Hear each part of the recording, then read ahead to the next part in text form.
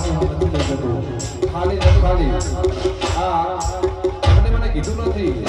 એમને મને કલાક 2 કલાક રજા આપી મારા 2 દીકરોને આમંત્રણ આપી સ્ટેજ પર આવ્યો છું. તો